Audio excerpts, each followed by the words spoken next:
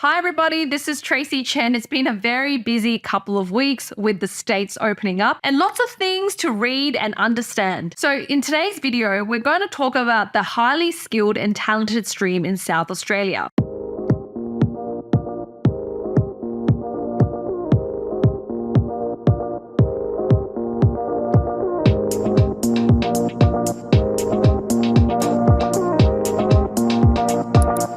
So at the end of the day, this is still a skilled visa for the 491 or 190 visa being nominated by the state of South Australia. So you'll still need to have a valid skills assessment. You'll need to score at least competent English and you'll need to be under 45 years of age. Before I jump into it, for those of you who don't know me, I'm an immigration lawyer based in Australia. I am the principal lawyer at Mason Chen Law Group. If you want to get in contact with myself or one of our fantastic lawyers or agents, please feel free to contact us below. Just below, you'll find a link to our website where you can make a query and also call us or even email us. So first of all, this is specific to the state of South Australia. The capital of South Australia is Adelaide, for those people who don't know. In this stream, the South Australian government are looking to nominate the best and brightest candidates overseas as well as in Australia, and they're looking for people who can contribute to the critical priority sectors as well as bring new ideas, skills and innovation to the state of South Australia. So you could almost say this is quite similar to the global talent visa. Maybe the requirements aren't quite as high, but it's the same idea, looking for the brightest and most innovative applicants. So first of all, you need to meet the eligibility guidelines and you need to meet the Department of Home Affairs requirements. So the Department of Home Affairs requirements includes being under 45 at the time of invitation, scoring at least competent English, and also having a valid skills assessment in the eligible occupation. You'll need to refer to the IMMISA occupation list to see if the occupation is actually eligible for nomination under the highly skilled and talented stream. So then, if you do think you meet the criteria, you'd be lodging an application through the registration of interest portal. So let's have a look at some of the eligibility guidelines and what South Australia is looking for. So first of all, you can be living in South Australia, interstate or overseas. You must be under the age of 45 at the time the state nomination is approved. You must have a valid skills assessment in your nominated occupation, and you must have at least competent English. You'll need to be able to score at least 65 points on the points test. However, this does include the state nomination points. So if you're applying for the 491, you'll get an additional 15 points. And if you're applying for the 190, you'll get an additional 5 points. If you're currently working or offered a position in South Australia, your employer must meet the following guidelines. There must currently be an existing business in South Australia for the past 12 months, and they must have a physical office in South Australia for the past 12 months. So you can't be working from home or working from a satellite office or something like that. The business must have an annual turnover of at least $4 million.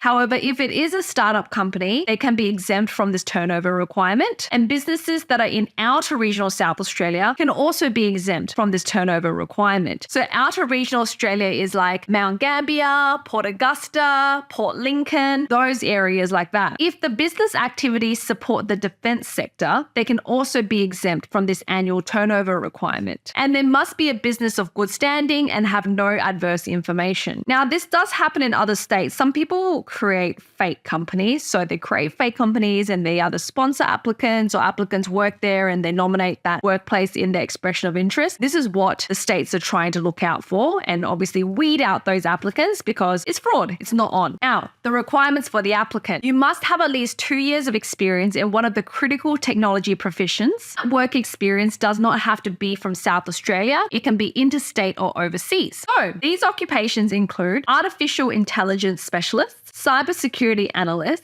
data scientist, robotics engineer, cloud architect, Internet of Things specialist, blockchain developer, renewable energy engineer, augmented reality or virtual reality developer, biotechnology researcher, quantum computing scientist, 5G network engineer, or advanced manufacturer. And if you are an applicant with defense or space industry experience, in addition to meeting the criteria above, you must also meet the following requirements. If you are already in South Australia and you have started working, company you work for must directly operate or is an integral part of the supply chain supporting the defense and space industry. And you must currently be working at least 30 hours per week full-time. If you are overseas or interstate, you'll need to show that you have experience working in a high-skilled role in the defense or space industry, and you intend to relocate to South Australia to work in the defense and space industry. So that's the general requirements, and they're pretty tough, right? I think compared to last year, the standards are a little bit higher, but obviously, again, that has to do with the allocations. There's obviously less allocations, so less seats compared to last year. So it's natural for the requirements to be a little bit more difficult. But as mentioned, I have heard that next year it could go back to normal with the allocations. So look, we're already in October. We are halfway basically through the financial year. Before you know it, it'll be July 2024. And that's where everything will hopefully go back to normal